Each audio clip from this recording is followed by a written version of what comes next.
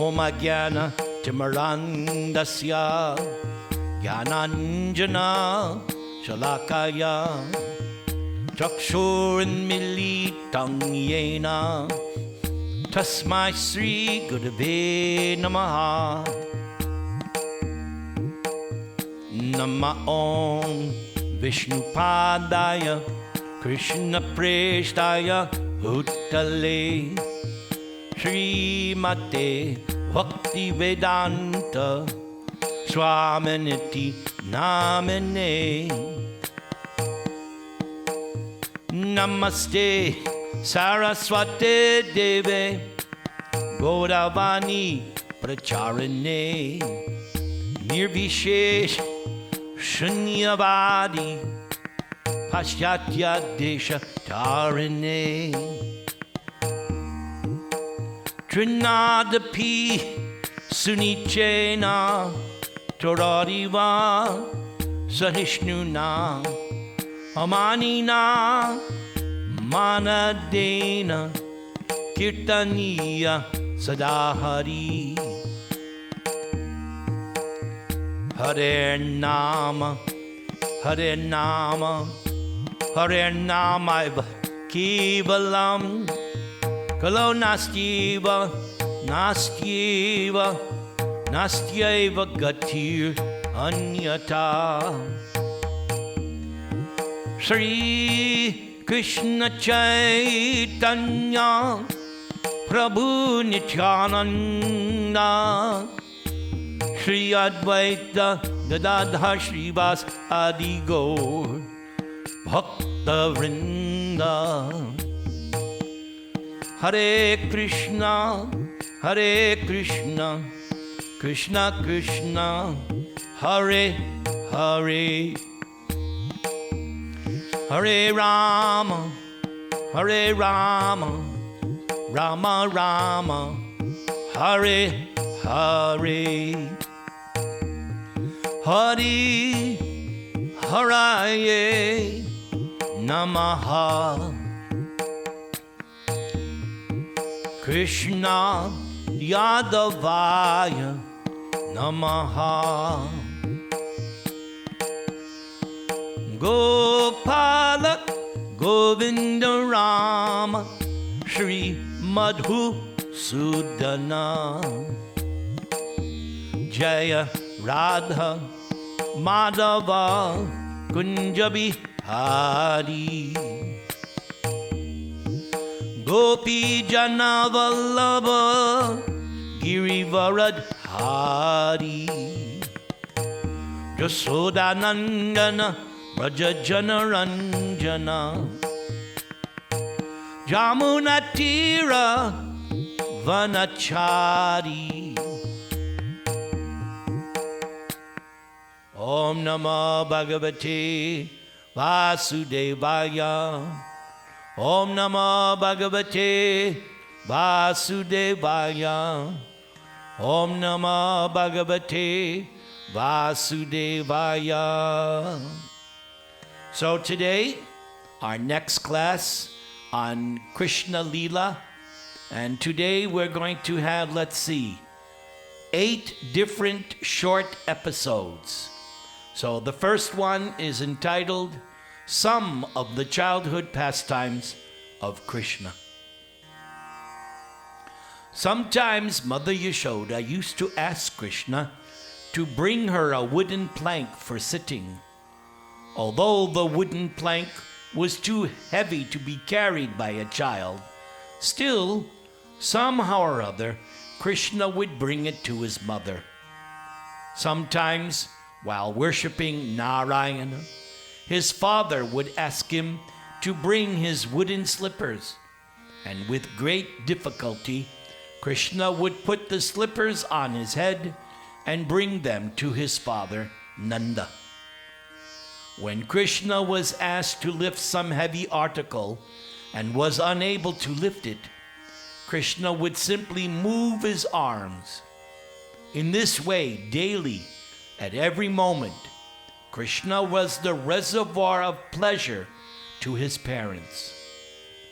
Krishna was exhibiting such childish dealings with the inhabitants of Vrindavan, because Krishna wanted to show the great philosophers and sages who search after the absolute truth how the supreme absolute truth, personality of Godhead, Krishna himself, is controlled by and subject to the desires of his pure devotees. So we already learned from specifically the Damodar Leela that the only thing that can control Krishna, the only thing that can bind Krishna is our love, nothing else.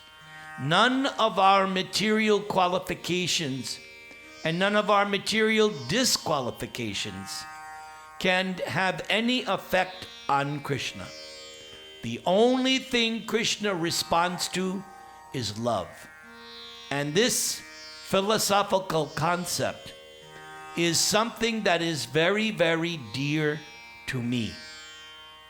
I love this concept that God is controlled by love, because I'm a child of the 60s and I was in the love movement, the hippie movement. So my favorite song before becoming a devotee, all you need is love. That was my theme song. That was my mantra. So when I read Prabhupada's books and I saw that Krishna consciousness is teaching that God is controlled only by love, that just made it such a nice movement, such a nice philosophy, such a nice religion. I love this concept that God is controlled only by love. Let's go to our next episode, which is the picture behind me that Kishore Bakshani likes. And it's called the fruit vendor. One day, a fruit vendor came before the house of Nanda Maharaj. Upon hearing the vendor call, "If anyone wants fruits, please come and take them from me." So child Krishna immediately took some grains in his palm and went to get fruits in exchange. For in those days, exchange was by barter. Therefore, Krishna might have seen his parents acquire fruits and other things by bartering grains. And so Krishna imitated. But his palms were very small, and Krishna was not very careful to hold them tight. So Krishna was dropping the grains. But the vendor who came to sell fruits saw this and instead was very much captivated by the beauty of Krishna. So she immediately accepted whatever few grains were left in his palm and filled Krishna's hands with fruits. And in the meantime, the vendor saw that her whole basket of fruit had become filled with jewels. Krishna is the bestower of all benediction. And if someone gives something to Krishna, he or she is not the loser, but he or she is the gainer by millions of times. So this episode definitely teaches us a very fundamental principle from our favorite book, Bhagavad Gita.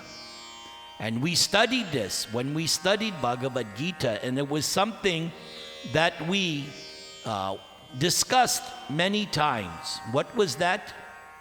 That Krishna says, "Yeyata mang prapajyante, tangs tataiva bhajam yaham, mama vartmanu vartante, manushya partha sarvasha." This is one of the big philosophical points in Bhagavad Gita. Krishna says, "Anyone, as they surrender unto me, I reciprocate accordingly. Now just see what Krishna means by accordingly. Krishna did not even give any grains to the vendor, but the fruit vendor was so attracted to Krishna that she gave Krishna so much fruits his arms were full. But what did the fruit vendor get in return?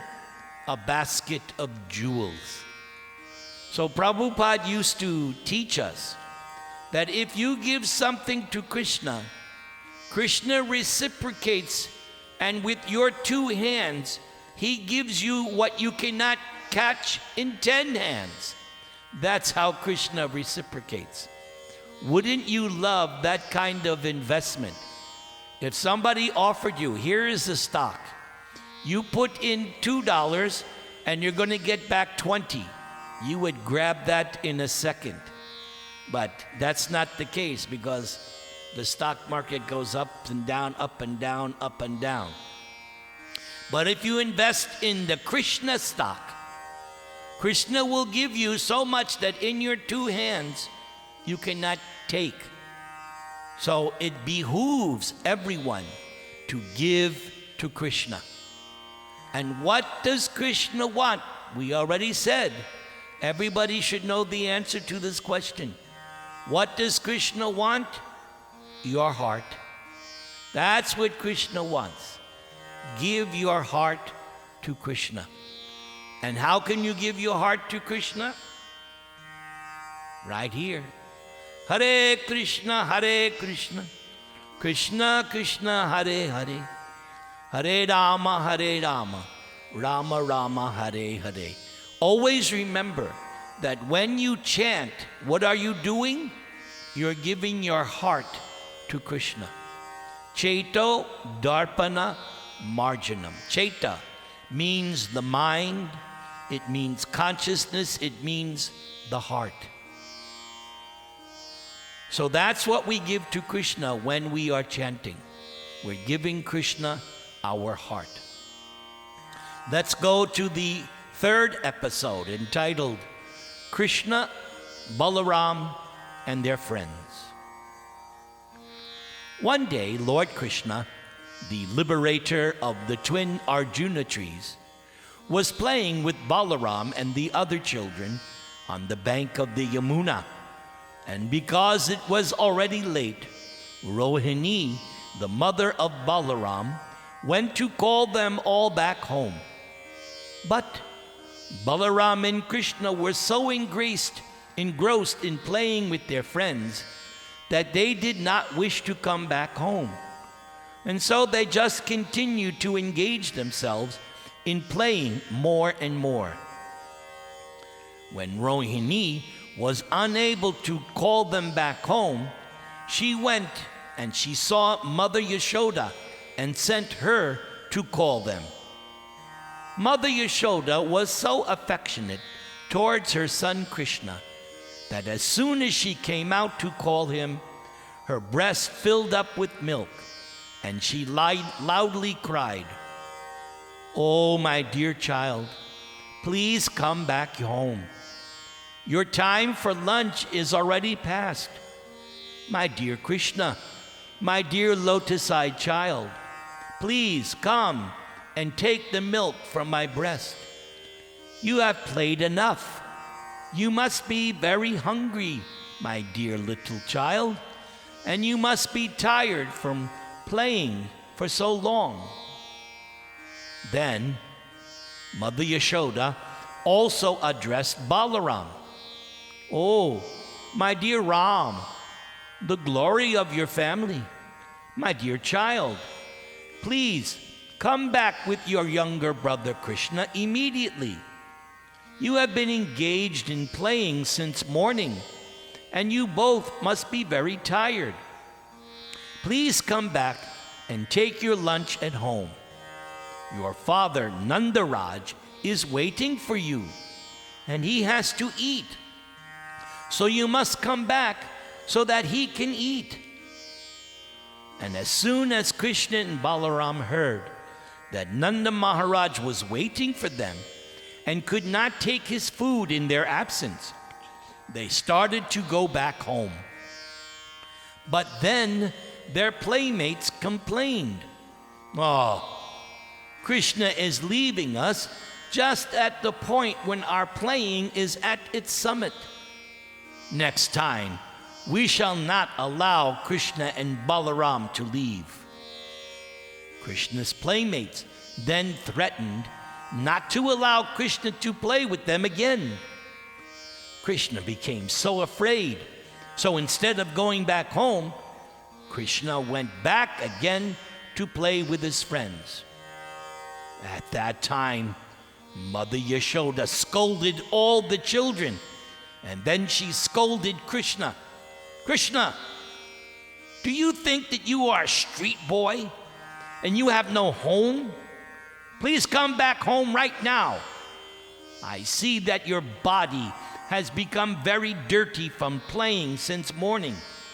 Now come home and take your bath. Besides, today is your birthday ceremony. Therefore, you should come back home and give chows and charity to the Brahmanas. Don't you see how your playmates are decorated with ornaments by their mothers? So you should also be cleansed and decorated with nice dress and ornaments. Please, therefore, come back, take your bath, dress yourself nicely, and then again you may go on playing." In this way, Mother Yashoda called back Lord Krishna and Balaram, who are worshipable by great demigods like Lord Brahma and Lord Shiva.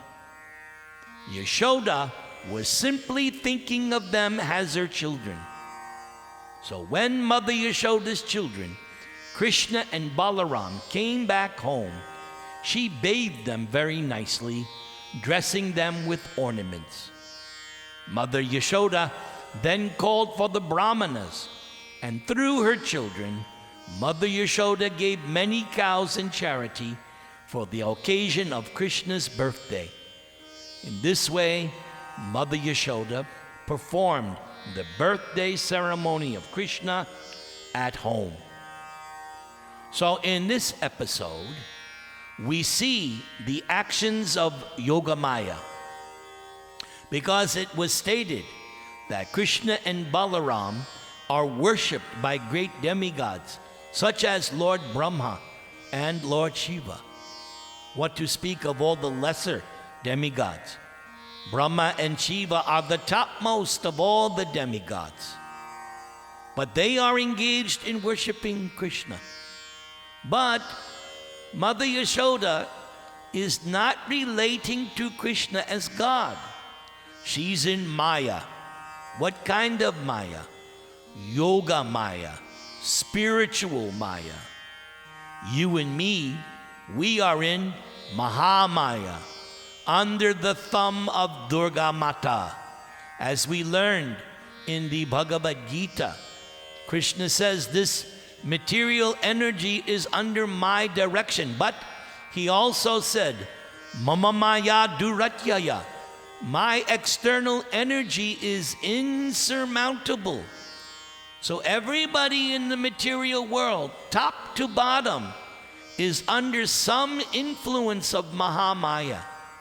Everyone is under some. Now you and me being human beings, we are greatly under the influence of this Mahamaya, the material energy of Krishna, the illusory energy represented by Durga Devi. But Mother Yashoda is in a transcendental spiritual Maya. Her Maya is that although the absolute truth personality of Godhead is her son, she is completely unaware. As we already learned in some of the pastimes, such as the Damodar Lila, when she could not tie up Krishna by all the ropes in the house, and twice she looked into Krishna's mouth and saw the whole cosmic manifestation within Krishna's mouth. Sometimes Krishna shows her, you know what? I am God. But just for a little bit, and then Krishna expands his Yoga Maya, and again, Yashoda thinks, that's just some dream, that's just some illusion. The devatas, the demigods, are playing with my mind. Krishna is just my little boy. That is Yoga Maya. She's dealing with God, but she's not understanding him to be God. And that is Krishna's desire. He wants to relate to Yashoda and Nanda and the cowherder boys just like ordinary children. We heard in this last episode, Krishna is behaving just like an ordinary human child. He wants to play. You all have this experience with your own children. Sometimes you had to call them, come home now, come. But the child doesn't. They want to play with their friends. They don't care about eating, and they just want to play. And sometimes the mother has to come and grab the child. Come home now. Yes, mother's job. Very, very serious business being a mother. Us men don't understand how hard mothers work. That's why we worship them on Mother's Day, because they work so hard in the house. So Yashoda, she's relating to Krishna just as her little child. Okay, let's go to the next episode. The next episode is, this is a big one. This one is a turning point in this Krishna-lila. This is a turning point entitled, The Residents of Gokula Have a Meeting. So after this, all the elderly cowherder men assembled together, and Nanda Maharaj presided. They began to consult among themselves how to stop such great disturbances in Mahavan on account of the demons. So the technique, because in Vrindavan there are 12 forests. So currently they are living in Mahavan. In this meeting, Upananda, the brother of Nanda Maharaj, was present. Upananda was considered to be learned and experienced, and of course, he was a well-wisher of Krishna and Balaram. Upananda was thus the leader of the meeting, and so he addressed the assembly as follows. My dear friends, now we should leave here for another place, because continually we are finding that great demons are coming here to disturb our peaceful situation. And these demons are especially attempting to kill the small children. Why? Just consider Putana. It was simply by the grace of Lord Hari that Krishna was saved from the hands of such a great demon. Next, the whirlwind demon took Krishna away in the sky. But again, by the grace of Lord Hari, Krishna was saved, and the demon fell dead on a stone slab. Now, just very recently, this child Krishna was playing between two trees, and the trees fell down violently. And yet, there was no injury to the child. So Lord Hari saved Krishna once again. Just imagine the calamity if this child or any other child playing with Krishna were crushed by the falling trees. So, considering all these incidents, we must conclude that this place, Mahavan, is no longer safe. So let us all leave. We have all been saved from different calamities by the grace of Lord Hari. But now we should be cautious and leave this place and reside somewhere so that we can live peacefully. And I think that we should all go to the forest known as Vrindavan, where just now there are newly grown plants and herbs. And this Vrindavan is very suitable for pasturing ground for our cows, and we and our families, the gopis and their children, can all very peacefully live there. And near Vrindavan is Govardhan Hill, which is very beautiful. And there is newly grown grass and fodder for the animals. And so, there will be no difficulty in living there. I therefore suggest that we start immediately for that beautiful place, as there is no need to waste any more time. Let us prepare all of our carts immediately, and if you all like, let us go, keeping all the cows in front. So, once again, what do we see? That Upananda was pointing out all the different occasions that demons had come and attacked. And notice what he said, by the grace of Lord Hari. Meaning, they may see Krishna do amazing things, but what do they think? No, Krishna is just one of us. He's saved by Lord Hari. Because for the residents of Vrindavan, to them God is Narayan, Lord Hari, not Krishna. They don't see Krishna as God. For them, God is Om Namo Narayanaya Hari, God, like that. The four-handed Vishnu Murti, that to them is God, not baby Krishna. No. Again, Yogamaya, even though Krishna is right there amidst them. So many episodes, Krishna has been showing them things, but what do they conclude? No. He's been saved by Lord Hari. So that is how Yogamaya works. All right, let's go to the next episode. This one is called Going to Vrindavan. Upon hearing the statements of Upananda, all the cowherder men immediately agreed. Yes, let us immediately go to Vrindavan. Everyone then loaded all their household furniture and utensils on their carts and prepared to go to Vrindavan.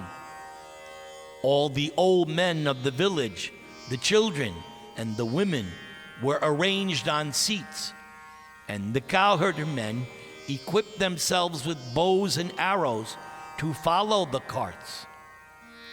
All the cows and bulls were placed in the front along with their calves, and the men, with their bows and arrows, surrounded the herds and carts and began to blow on their horns and bugles. In this way, with tumultuous sound, they started for Vrindavan. And who can describe the damsels of Vraja? They were all seated on the carts and were very beautifully dressed with ornaments and costly saris. And they chanted the pastimes of child Krishna as usual. Mother Yashoda and Mother Rohini were seated on a separate cart, and Krishna and Balaram were seated on their laps, while Mothers Rohini and Yashoda were riding on the cart. They talked to Krishna and Balaram, and feeling the pleasure of such talks, they looked very, very beautiful. In this way, after reaching Vrindavan, where everyone lives eternally very peacefully and happily, they encircled Vrindavan, drew all their carts together in a half circle, and in this way constructed a temporary residence. When Krishna and Balaram saw the beautiful appearance of Vrindavan, Govardhan Hill, and the banks of the river Yamuna, they felt very, very happy. Let's go now to the next episode, entitled Growing Up in Vrindavan.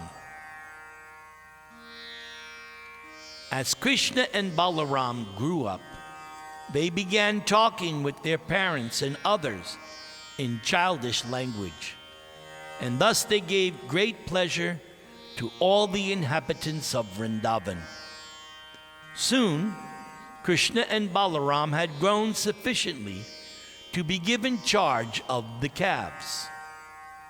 From the very beginning of their childhood, cowherder boys are trained to take care of the cows, and so their first responsibility is to take care of the little calves.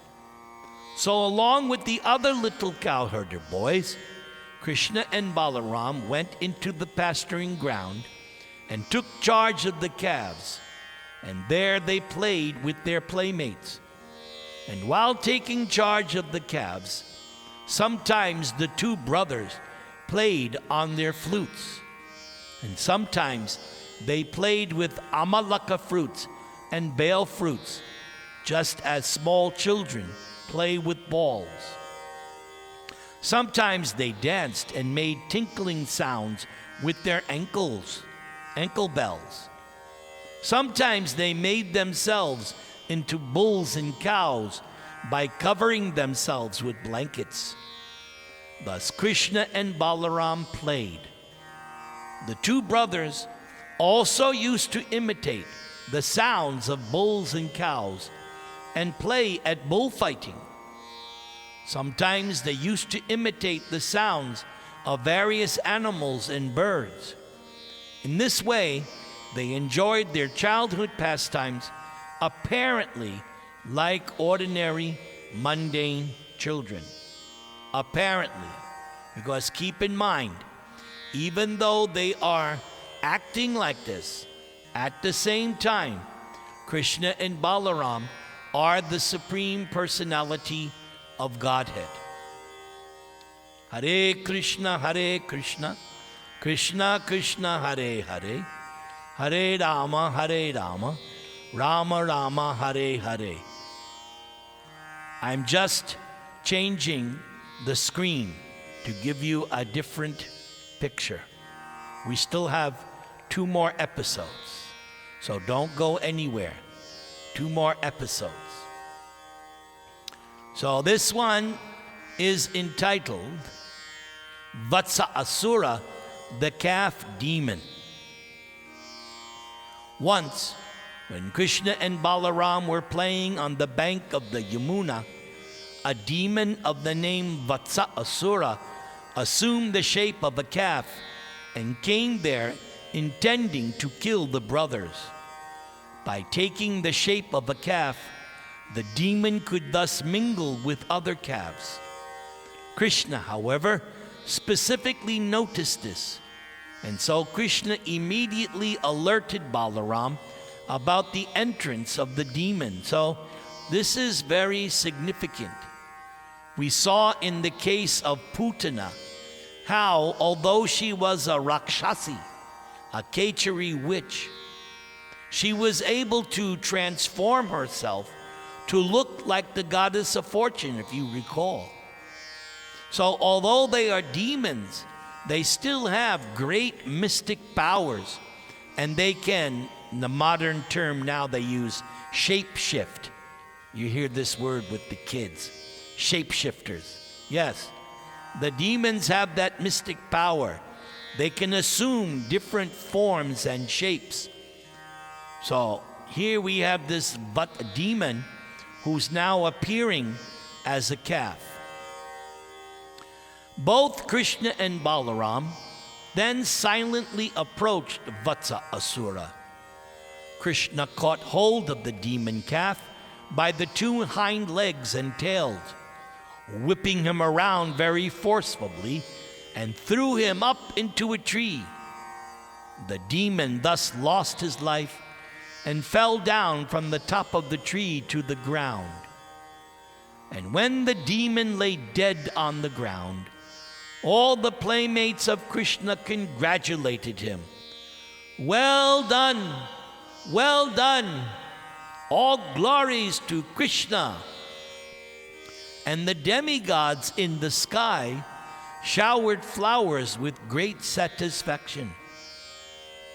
In this way, the maintainers of the complete creation, Krishna and Balaram, used to take care of the calves every day, beginning in the morning, and thus they enjoyed their childhood pastimes as cowherder boys in Vrindavan. So another point here is that even though Krishna is God, still he has chores. So now I'm speaking to all the children online here today. Mahi, Anish, Arav, and Ajit, and Girish, and Raunak. They're still kids. After all, I'm going to be 71 next month. So to me, you're all kids. Right? When your parents give you chores, don't complain. Because even Krishna had to do chores. So why you should be what, you're better than Krishna? That you don't have to do any household chores? No. So parents, I'm giving you a tool here. Use it. Use it. And later on we will see that Krishna will have to go to school. After he kills Kamsa, Krishna will have to go to school. So parents, you can use that. Hey, study, go to school, follow in Krishna's footsteps. You're not better than Krishna. Krishna went to school. Why are you any different? Okay, parents, I'm on your side. Don't worry, kids. I'll be on your side too. The time will come when I'll get to chastise the parents. Don't worry. I'm an equal opportunity chastiser. All right, I think we have one more episode. Oh, this is one of my favorites. I even wrote a song about this. So this is Baka Asura, the duck demon. One day, all the cowherder boys went to the bank of the river Yamuna to water the calves. And when the calves drank water from the Yamuna, the boys also drank. So after drinking, when they were sitting on the bank of the river, they saw a huge animal which looked something like a heron. So a heron is a gray or white wading bird with a long neck and long legs, and usually has a long bill. And this demon was as big as a hill. His top was as strong as a thunderbolt. When the cowherder boys saw that unusual animal, they all became afraid. The name of this beast was Baka Asura, and he was a friend of Kamsa. Baka Asura appeared on the scene suddenly and immediately attacked Krishna with his pointed, sharp beak. And he swallowed Krishna up completely. When Krishna was thus swallowed, all the cowherder boys, headed by Balaram, became almost breathless, as if they had died. But when Baka Asura was trying to swallow up Krishna, Baka Asura felt a burning, fiery sensation in his throat.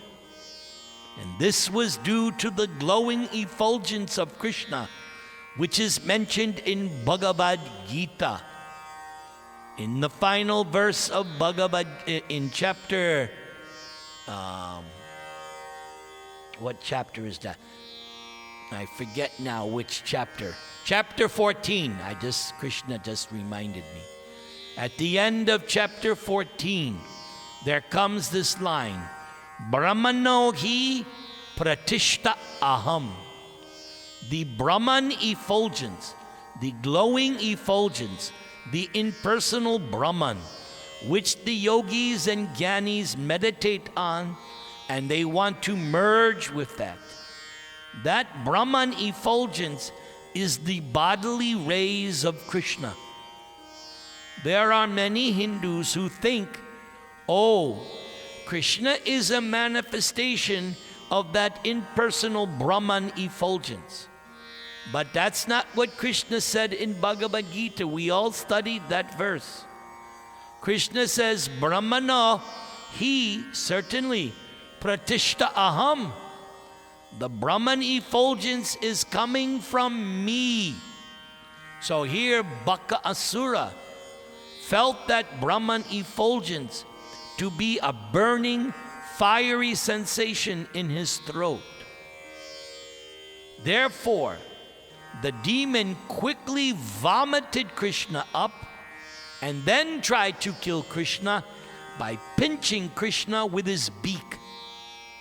But Baka Asura did not know that although Krishna was playing the part of a child of Nanda Maharaj, Krishna was still the original father of Lord Brahma, the creator of the universe. Why is that? Because Brahma is born from the golden lotus which sprouts from Garbhodakashayi Vishnu. And Garbhodakashayi Vishnu is the expansion of Mahavishnu, and Mahavishnu is the expansion of Narayan, and Narayan is the expansion of Sankarshan, and Sankarshan is the expansion of Mahasankarshan, and Mahasankarshan is the expansion of Balaram, and Balaram is the expansion of Krishna, and Krishna, there is no origin. Because the first verse of Brahma Samhita, Ishvara Paramaha Krishna, Sachit Ananda Vigraha, Anadir Adir Govinda, Sarva Karana Karanam. Everything else, beginning with Balaram, has a cause, has an origin. Everything. No exceptions. Everything has an origin. But Lord Brahma says, Anadir Adir Govinda. He has no cause other than himself. Krishna Govinda is the absolute truth. What is the definition of the absolute truth? Everything comes from the absolute truth. Everything is sustained by the absolute truth, and everything exists in the absolute truth. We also study this in Bhagavad Gita, but my job is to repeat the messages of Bhagavad Gita so that you learn it better and better. So I will always point out different things from Bhagavad Gita just so that you learn it better. Mother Yashoda's child Krishna, who is the reservoir of pleasure for the demigods, and who is the maintainer of all saintly persons, caught hold of the great gigantic heron by the two halves of his beak, and just before his cowherd boyfriends, Krishna bifurcated Baka Asura's mouth. In other words, he took the beak and split it into two, bifurcate.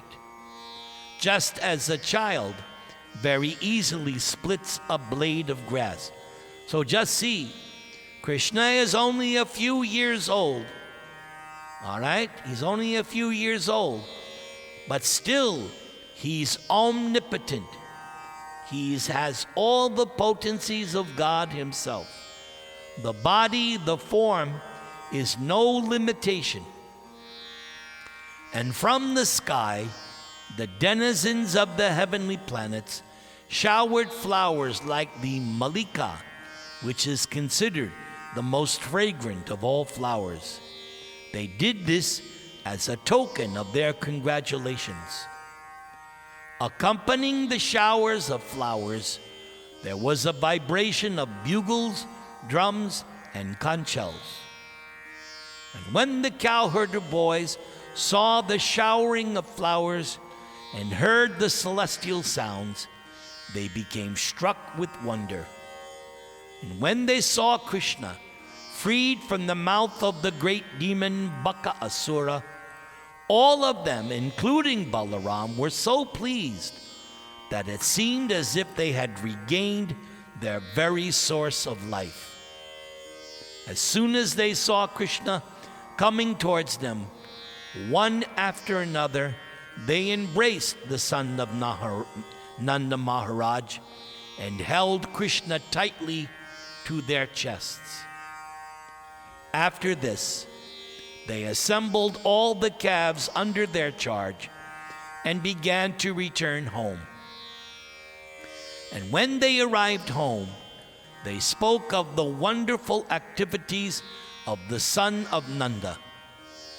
When the gopis and cowherder men all heard the story from the boys, they felt great happiness because naturally they all loved Krishna. And that, my friends, is what is Vrindavan. Vrindavan is that transcendental place where everyone, everything loves Krishna. And that's where I want to be. I want to be in that place where everyone and everything loves Krishna. So by hearing about Krishna's glories and victorious activities, they all became still more affectionate towards Krishna. That's why we are doing these classes on Krishna-lila.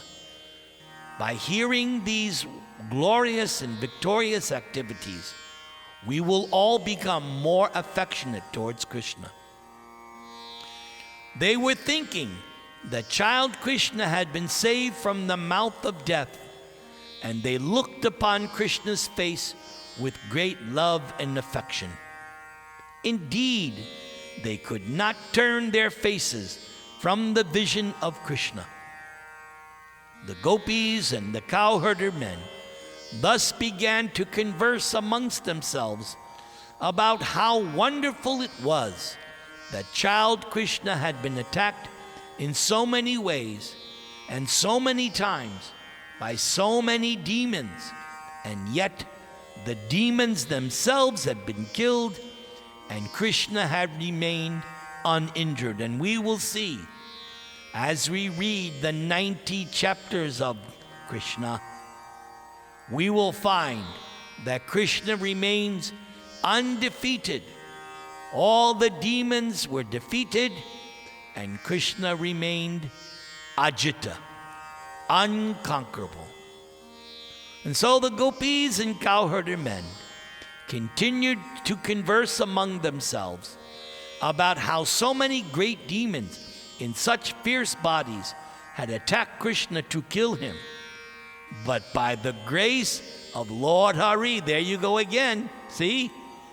Even though they heard everything from the boys, what do they conclude? No.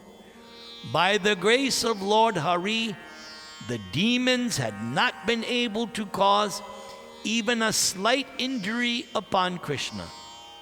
Rather, the demons themselves had died, just like small flies in a fire. They thus remembered the words of Gargamuni, who had foretold, by dint of his vast knowledge of the Vedas and astrology, that this boy Krishna would be attacked by many demons. And now they were actually seeing that this was coming true, word for word.